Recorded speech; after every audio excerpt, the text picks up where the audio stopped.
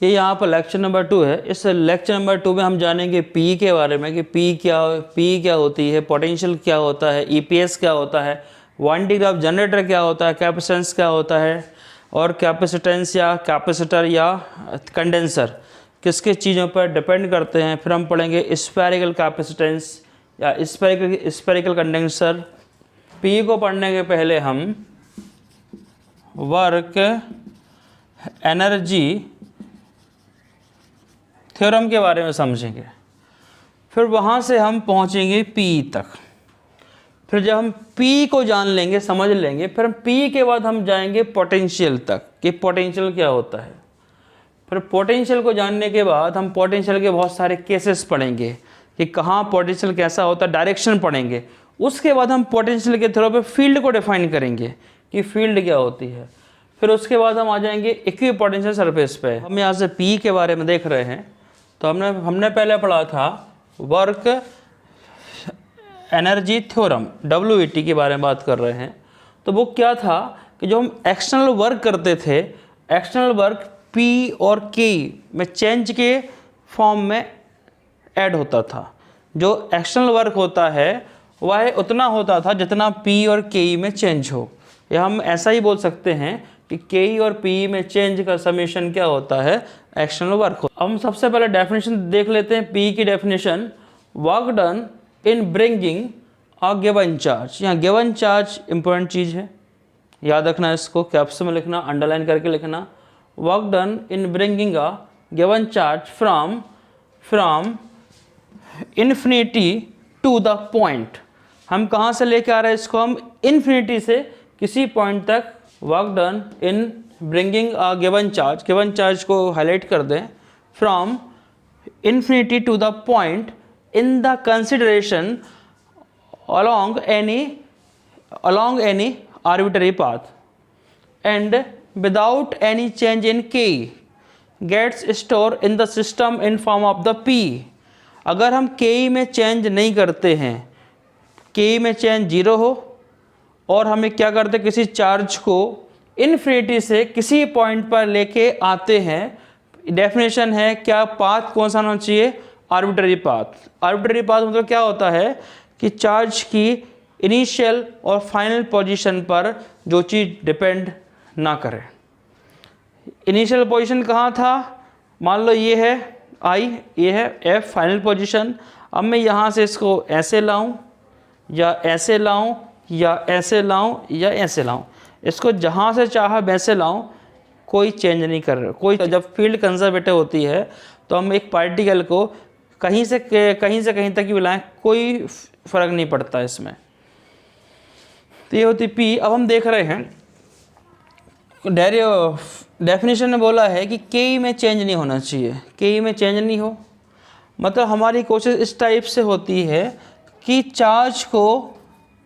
Charge को इतनी slow motion में, स्लो स्पीड में लाएं कि मोस्टली हम उसकी वेलोसिटी को 0 मान लें।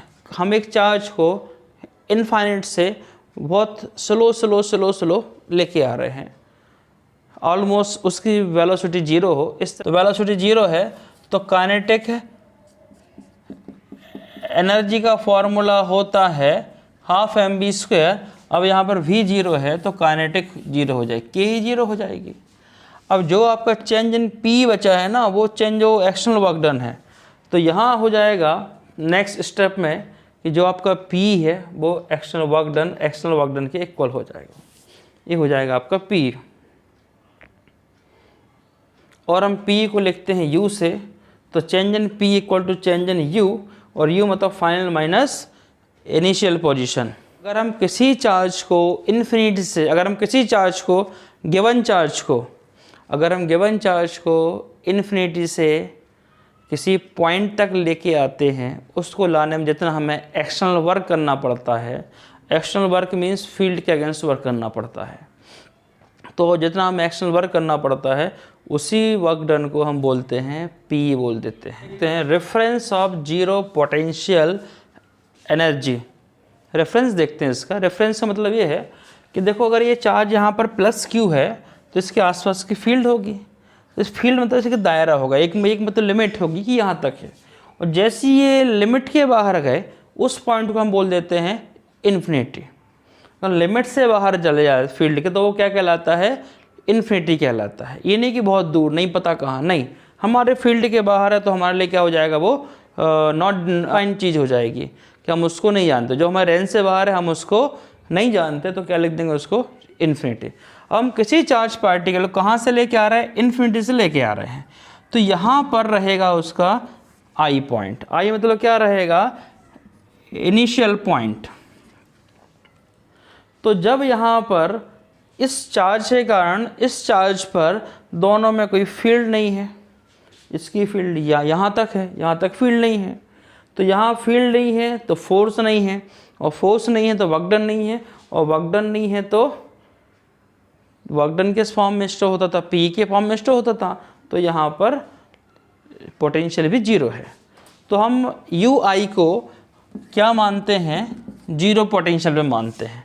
तो बस यही हमें जानना था। तो जो हमारा फॉर्मूला भी हमने थोड़ा देर पहले पढ़ा था कि जो एक्सटर्नल वर्क होता है, एक वर्क फील्ड का होता है, एक एक्सटर्नल वर्क होता है। तो हम किसके बारे में बात कर रहे हैं, एक्सटर्नल वर्क के बारे में बात कर रहे हैं। जो एक्सटर्नल वर्क होता है वह हमने पढ़ा था u final minus u i. U i तो जीरो होता है, तो उसका नया फॉर्मूला मिल गया यू फाइनल। मतलब एक्सटर्नल वर्क उतना ही होता है जितना फाइनल पोजीशन पर पी स्टोर होती है। पी के बारे में बात करें, सिस्टम ऑफ टू चार्जेस, दो चार्जेस हैं, अब उनके बीच में पी कितनी होगी उसके बारे में देखते हैं हम। जैसे ये हो गया हमारा प्लस चार्ज, प्लस Q1, ये फिक्स्ड है, इसको हम कहीं नहीं लेके जा रहा है। ये चार्ज हमारा फिक्स्ड है, इसको हमने फिक्स कर दिया। दूसरा चार्ज है Q2, इसको नाम दिया Q1, इसका नाम हो जाएगा Q2। अब इसको हम इसकी फील्ड में लेके आ रहे हैं, तो सिंपल सी बात है, ये Q1 चार्ज से फोर्स लगाएगा इस डायरेक्शन में, तो ये कहाँ रिपेल होगा, यहाँ। तो जो Q2 पे फोर्स की डायरेक्शन रहेगी फील्ड के कारण, वो रहेगी इस डायरेक्शन में, ये यहाँ करा जाएगा पुश, ठीक है। फिर भी हम इसको ज़बरदस्ती उठा के ये dx डिस्टेंस तक लेके आ रहे हैं, इसको हम यहाँ से dx तक मूव करके देखते हैं, तो कुछ हमें एक्सटर्नल फोर्स अप्लाई करना पड़ेगा। तो हमने इस चार्ज पे क्या करा, एक्सटर्नल फोर्स लगाया dx डिस्टेंस से मूव करने के लिए। मतलब बात ये हुई कि ये चार्ज रखा है यहाँ पर Q2, ये चार्ज यहाँ पर है Q2, ये इस पर फोर्स यहाँ पर लगा रहा है, तो इसको जाना चाहिए यहाँ पर, मैं इस पर फोर्स अप्लाई कर रहा हूँ। अगर मेरा फोर्स इस फील्ड के बराबर हुआ तो ये चार्ज बैलेंस कंडीशन में होगा, मतलब चार्ज ना तो यहाँ जाएगा ना तो यहाँ जाएगा। पर हमारा फोर्स थोड़ा सा ज़्यादा है, इस फील्ड से थोड़ा सा ज़्यादा है एक्सटर्नल फोर्स से। मतलब हमारे पास दो तरह के फोर्स दिख रहे हैं, एक तो फील्ड का फोर्स हो गया जो यहाँ है, और हम इसको यहाँ लेके जा रहे हैं, तो वो क्या हो जाएगा, एक्सटर्नल फोर्स। अब आपको ये बात क्लियर होगी कि जो फोर्स एक्सटर्नल है उसको ज़्यादा होना चाहिए फील्ड से, पर ज़्यादा कितना, जरा सा भी ज़्यादा। मान लो ये फोर्स है 10.000000001 न्यूटन, तो ये हो जाएगा 10। ज़रा सा ज़्यादा हो कि ये स्लोली मोशन करे, जिससे हमारी जो वेलोसिटी थी वो जीरो मेंटेन रहे, और जीरो मेंटेन रहेगी वेलोसिटी तो के ई हमारी जीरो हो जाएगी। तो इस कंडीशन का याद रखना है। तो हम इसको एक्सटर्नल फोर्स लगाए, यहाँ लेके आए, तब जो वर्क डन का फॉर्मूला आएगा, वर्क डन का फॉर्मूला आ जाएगा एफ कौन सा एफ, एक्सटर्नल फोर्स के कारण, एक्सटर्नल फोर्स इंटू dx। कौन सा डिस्प्लेसमेंट किया हमने, dx तक किया। एक्चुअल में कहाँ लेके जाना हमको, इसको लेके हमें r तक जाना है, इसको लेके हमें कहाँ तक जाना, r तक। कहाँ से ला रहे हैं हम, इनफाइनाइट से आ रहे हैं, क्योंकि ये यहाँ तक फील्ड है इसकी।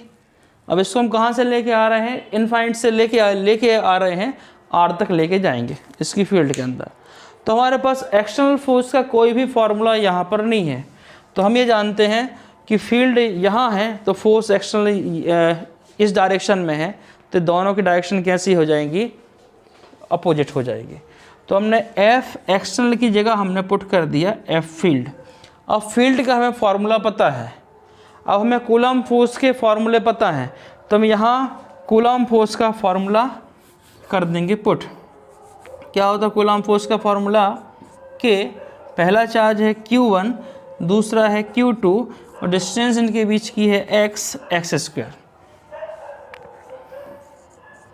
dw। अब इसका इंटीग्रेशन करके सॉल्व कर देते हैं। तो इंटीग्रेशन ऑफ dw के Q1 Q2 ये तो कांस्टेंट है,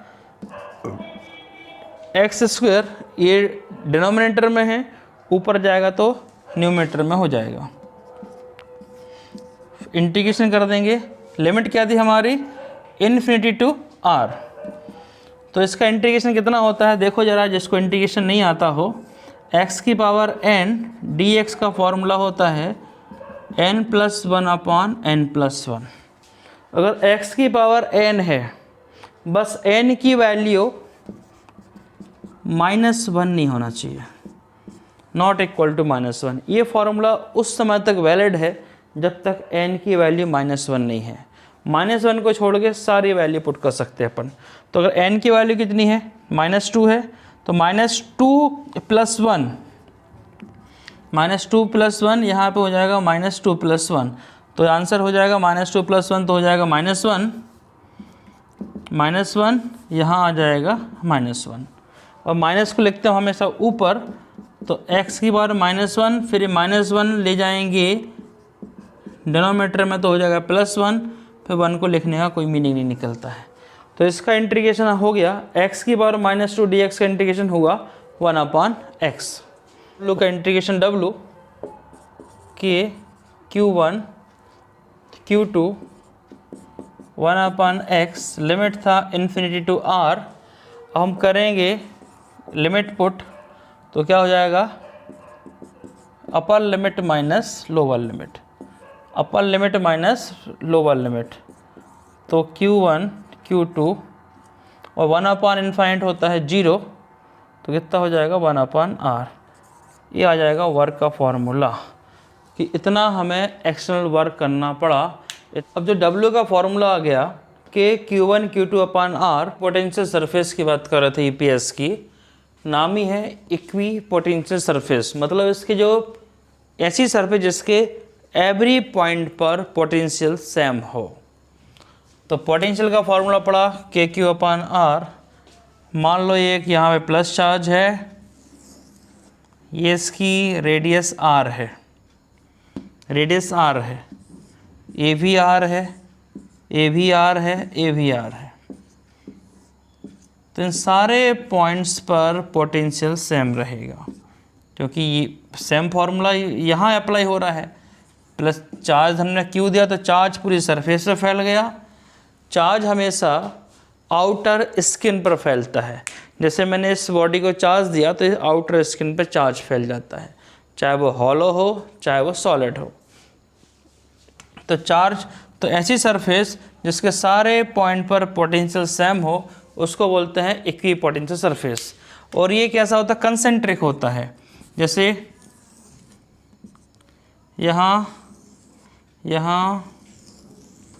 मान लो यहाँ पोटेंशियल 10 वोल्ट है, तो यहाँ 8 वोल्ट होगा, यहाँ 6 वोल्ट होगा, क्योंकि ये आर बढ़ती जा रही है ना। ये अगर आर बढ़ती जाएगी ना तो पोटेंशियल कम होता जाएगा।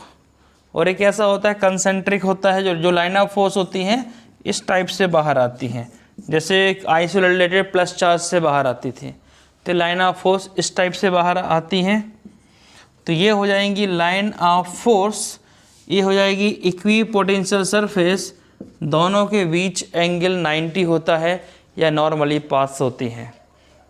दोनों के बीच एंगल 90। फर्स्ट वन इज़ कि इसके एवरी पॉइंट पर पोटेंशियल सेम होता है। जैसे ये इक्वी पोटेंशियल सरफेस है, ये ए है और ये बी है। यहाँ पोटेंशियल V है तो यहाँ भी पोटेंशियल V होगा। इसके एवरी पॉइंट पे पोटेंशियल हमेशा, जो आपका इक्वी पोटेंशियल सरफेस होता है वहाँ से चार्ज को एक पॉइंट से दूसरे पॉइंट तक ले जाने में वर्क डन 0 होता है। मान लो पॉइंट ए पे चार्ज है Q0, टेस्ट चार्ज है पॉजिटिव, इसको हम बी पॉइंट पे लेके आए तो वर्क डन रहेगा 0। तो ये लिखा हुआ है सेकंड में। हम देख लेते हैं पोटेंशियल डिफरेंस का फॉर्मूला। 2 पॉइंट है तो हम डिफरेंस का फॉर्मूला यूज करेंगे ए और बी, और W/Q0 दोनों पॉइंट पे पोटेंशियल सेम होता है। तो VA = VB = V, ये हो जाएगा। तो V - V 0, तो एक क्रॉस मल्टीप्लाई हुआ ना इधर, तो W equal to 0। Third point, the line of force always at the right angle of the equipotential surface. जहाँ पर इक्विपोटेंशियल सरफेस होती है, मान लो ये प्लस चार्ज है, लाइन ऑफ फोर्स ऐसी जा रही है, तो इक्विपोटेंशियल सरफेस ऐसी रहती है, 90 पे होती है, नॉर्मली होती है, परपेंडिकुलर होती है और 90 डिग्री पे होती है, राइट। तो इक्विपोटेंशियल लाइन ऑफ फोर्स ये है, कुछ एंगल बनाते हुए जा रही, तो इसके दो कंपोनेंट बन जाएंगे जो कि पॉसिबल ही नहीं होते। But two equipotential surface never intersect. दो इक्विपोटेंशियल सरफेस होती है, आपस में कभी नहीं काटती हैं, आपस में इंटरसेक्ट नहीं करती हैं। क्यों? अगर उन्हें आपस में इंटरसेक्ट किया तो एक पॉइंट पे इलेक्ट्रिक फील्ड की इंटेंसिटी दो जगह मिलेगी, जो कि पॉसिबल ही नहीं है। फिर the surface of the conductor is always equipotential surface. मान लो कोई भी कंडक्टर है, मान लो ये कंडक्टर है, इसकी हमेशा जो सरफेस होती है वो इक्विपोटेंशियल सरफेस होती है। यहाँ हमने चार्ज दिया, चार्ज पूरी बॉडी पे इसकी आउटर स्किन पर, चार्ज पूरी बॉडी पर आउटर स्किन पर फैल जाता है और सभी सारे पॉइंट पे पोटेंशियल सेम होता है। नेक्स्ट पॉइंट 6, जहाँ पर फील्ड स्ट्रांग होती है वहाँ पर इक्विपोटेंशियल सरफेस आपस में क्लोजर होती है। मतलब इक्विपोटेंशियल सरफेस क्लोजर होती है जहाँ पर फील्ड की इंटेंसिटी स्ट्रांग होती है। जैसे इक्विपोटेंशियल सरफेस क्या होती है, ईपीएस इस टाइप से होती है, इस टाइप से होती है, इस टाइप से होती है, ये इस टाइप से इक्विपोटेंशियल सरफेस। अगर मान लो यहाँ फील्ड स्ट्रांग है तो ये यहाँ इस टाइप से हो जाएगा खाली। अगर फील्ड स्ट्रांग है ना तो ये सारी सरफेस पास पास आ जाएंगी, ये सारी सरफेस पास पास आ जाएंगी इस टाइप से, यहाँ ऐसी आ जाएंगी पास पास, ये सारी सरफेस पास पास आ जाएंगी। जो गैप था ना वो थोड़ा सा कम हो जाएगा। जहाँ फील्ड स्ट्रांग होती है वहाँ सरफेस पास पास आ जाती है। यहाँ भले दूर हो जाए, भले इस साइड दूर हो जाए, पर जहाँ फील्ड स्ट्रांग है वहाँ पे पास पास हो जाती है इक्विपोटेंशियल सरफेस। और जहाँ फील्ड वीकर होती है, जैसे यहाँ वीक फील्ड है तो ये दूर दूर हो गई। इक्विपोटेंशियल सरफेस जहाँ फील्ड स्ट्रांग है वो एकदम क्लोजर होती हैं, और जहाँ फील्ड वीक है वो थोड़ा सा दूर हो जाती है वहाँ से। नेक्स्ट देखें कि इक्विपोटेंशियल सरफेस दो अनलाइक चार्जेस हैं, एक प्लस चार्ज एक माइनस चार्ज है। तो उनमें इक्विपोटेंशियल सरफेस का डायग्राम कैसा आएगा, तो ये डायरेक्शन होती है फील्ड की, प्लस से माइनस होती है, और बीच में फील्ड हो जाती है डबल, मतलब ऐड हो जाती है। अगर हम यहाँ फील्ड पता करना हो, आप यहाँ प्लस चार्ज को रखो तो ये इस पर फोर्स लगाएगा इस तरफ, और प्लस माइनस प्लस को अट्रैक्ट करेगा इस तरफ, तो यहाँ जो फील्ड रहेगी वो जुड़ जाएगी, ऐड हो जाएगी फील्ड। तो यहाँ पर फील्ड स्ट्रांग है, जहाँ फील्ड स्ट्रांग होती है ये पास पास आ जाते हैं, यहाँ फील्ड वीक है तो ये दूर दूर, ये गैप हो गया थोड़ा सा। तो बस इतना ही ध्यान रखना आपको, जहाँ पर फील्ड स्ट्रांग होती है वहाँ पे ये इक्विपोटेंशियल सरफेस थोड़ी सी क्लोजर हो जाती है। अब नेक्स्ट हम पढ़ेंगे, दोनों लाइक चार्ज हैं, ये दोनों कैसे अनलाइक चार्ज थे, तो ऐसा डायग्राम आएगा।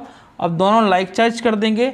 ये इस टाइप से question MP board, CBSE board और नीट 2021 में तो आना चाहिए। अब अगर दो लाइक चार्ज हो ना, तो लाइक चार्ज, दोनों लाइक चार्ज हैं तो क्या होगा, यहाँ पर तो फील्ड स्ट्रांग रहेगी क्योंकि दोनों करेंगे आपस में रिपेल करेंगे, तो यहाँ तो फील्ड स्ट्रांग रहेगी, यहाँ स्ट्रांग रहेगी, यहाँ स्ट्रांग रहेगी। जहाँ स्ट्रांग है वहाँ पे पास पास कर देना है, जहाँ स्ट्रांग नहीं है तो ये लाइन ऑफ फोर्स दूर दूर होंगी।